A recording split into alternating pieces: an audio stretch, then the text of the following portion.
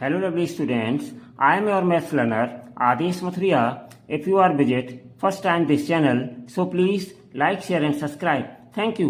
आज बच्चों हम आपके लिए क्वेश्चन नंबर 4 का 10th, 11th और 12th पार्ट लेकर के आए हैं। इससे पिछले वीडियो में हमने आपको इसके 7th, 8th और 8th, 9th और 7th, 8th और 9th पार्ट करवाए थे। ठीक है स्टूडेंट्स, चलिए तो स्टार्ट करते हैं। इसमें भी वही है, which of the following are APs.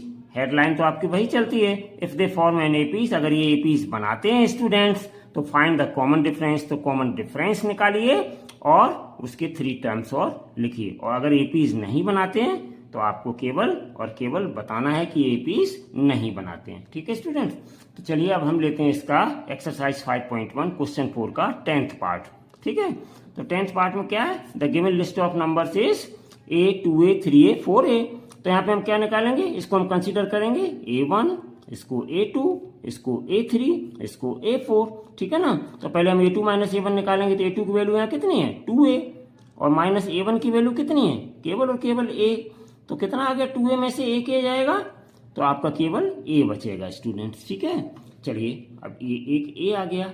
अब हम निकालेंगे a3 माइनस a2। a3 की वैल्यू यहाँ पे कितनी है, 3a, और माइनस a2 की वैल्यू कितनी है, 2a।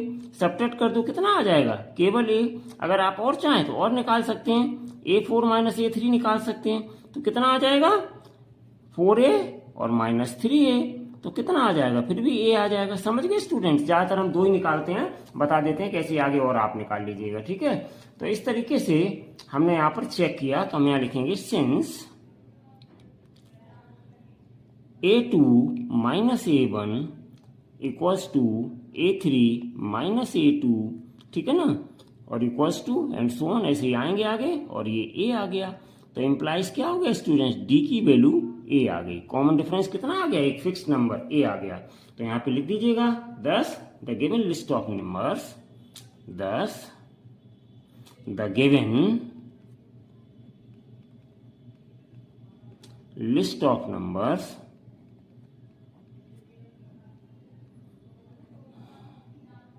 फॉर्म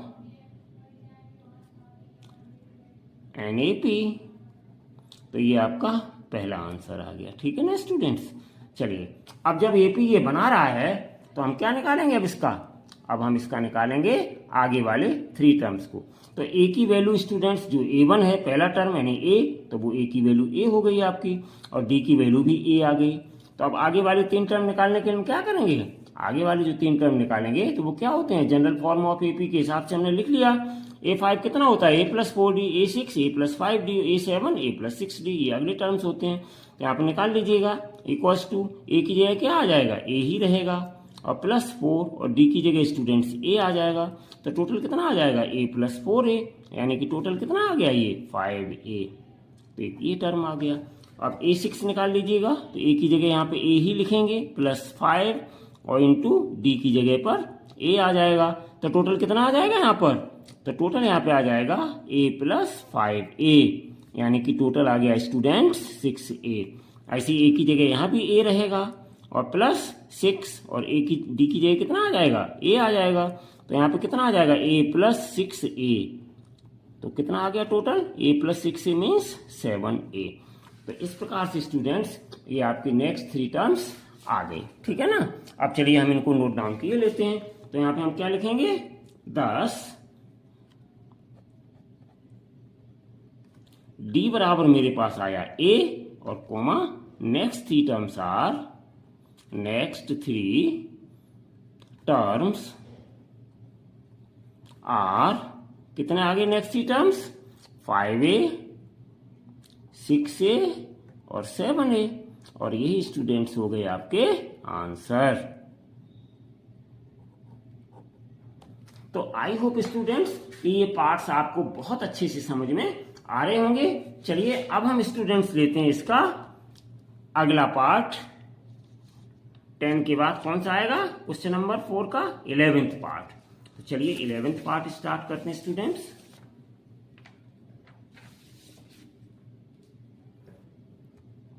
तो 11th पार्ट क्या है आपका,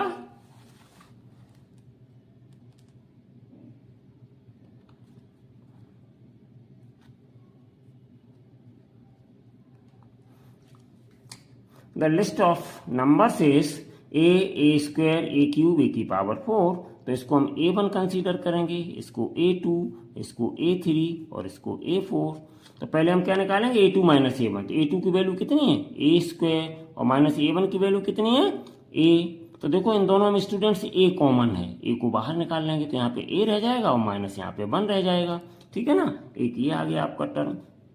दूसरा निकालिए A3 माइनस A2, A3 की वैल्यू A की पावर 3 है और माइनस A2 की वैल्यू A स्क्वायर है। इन दोनों में भी स्टूडेंट्स A कॉमन आ रहा है, ध्यान से देखो A स्क्वायर कॉमन आ रहा है, तो अंदर कितना बचेगा, A माइनस 1 बचेगा। तो देखो ध्यान से स्टूडेंट्स, यहाँ पे एक वैल्यू आ गई A माइनस 1, तो दोनों में सेम है, लेकिन यहाँ पे A है, यहाँ पे A स्क्वायर है, इसका फैक्टर प्रोडक्ट, ठीक है, प्रोडक्ट हो रहा है।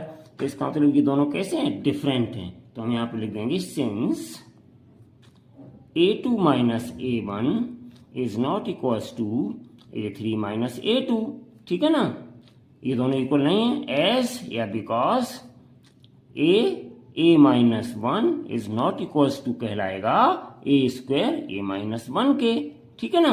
तो इसलिए इक्वल नहीं है, तो हम क्या लिखेंगे, do not form an AP। तो यहाँ पे लिख दीजिएगा दस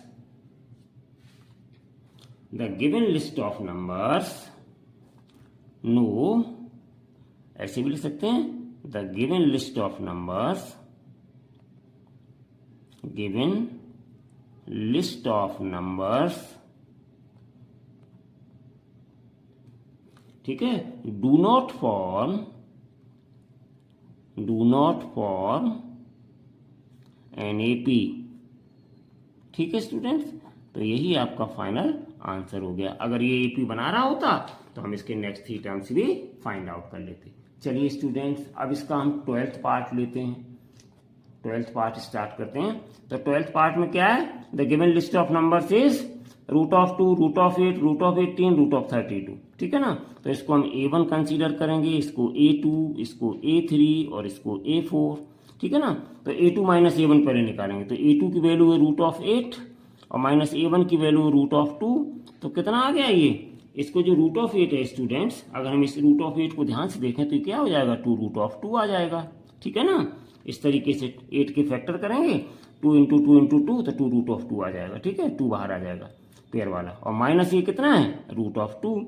अब हमें 2√2 में से 1√2 में यहाँ 1 कंसीडर, 1√2 माइनस करेंगे तो हमारे पास केवल √2 आ जाएगा स्टूडेंट, ठीक है ना।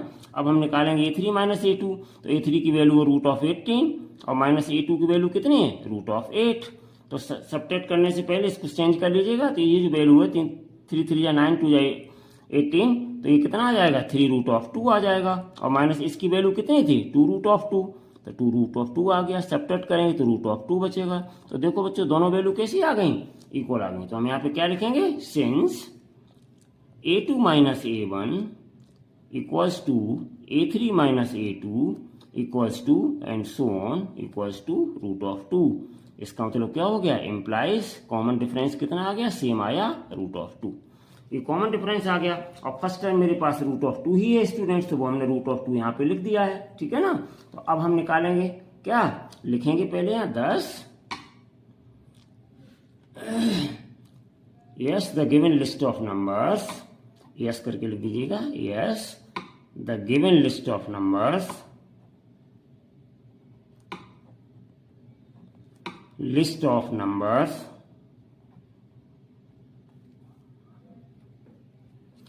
फॉर्म एन AP, ठीक है स्टूडेंट। तो ये आंसर हो गया। अब नेक्स्ट 3 टर्म्स निकालने के लिए वही चीज स्टूडेंट्स, A5 A6 A7 हमें चाहिए होंगे। तो यहाँ पे A की वैल्यू √2 है, D की वैल्यू √2 बराबर, तो यहाँ रख दीजिएगा A की वैल्यू √2 प्लस 4 इंटू D की वैल्यू √2, तो कितना आ गया, √2 प्लस 4 √2, तो ऐड कर देंगे तो कितना आ जाएगा, 5 √2, एक ही आ गया। ऐसे यहाँ पे A की वैल्यू √2 रखेंगे प्लस 5 इंटू √2 रखेंगे, तो ये √2 और प्लस 5 √2, तो कितना आ गया टोटल, 6 √2। ऐसे यहाँ पर रखेंगे तो √2 A की वैल्यू प्लस 6 इंटू D की वैल्यू √2 आ जाएगी। तो टोटल कितना यहाँ पे आ गया, √2 प्लस 6 √2, तो टोटल आ गया 7 √2। एक ये आ गया पार्ट। ठीक है स्टूडेंट, तो इस तरीके से ये हमारे नेक्स्ट वाले तीनों टर्म्स आ गए। तो अब हम यहाँ पे क्या लिखेंगे, 10 d बराबर √2 comma next 3 terms are, next 3 terms are 5√2 comma 6√2 और कॉमा 7√2 और यही आ गया स्टूडेंट्स आंसर। ठीक है, चलिए बच्चों, अब हम इसके तीनों पार्ट सॉल्व कर चुके हैं। अब नेक्स्ट वीडियो में स्टूडेंट्स हम आपके लिए फिर इसके 3 पार्ट, टोटल 15 पार्ट हैं इस क्वेश्चन नंबर 4 में, तो नेक्स्ट वीडियो में हम इसके फिर 3 पार्ट्स लेकर के आपके साथ फिर उपस्थित होंगे। Till then take care and bye bye.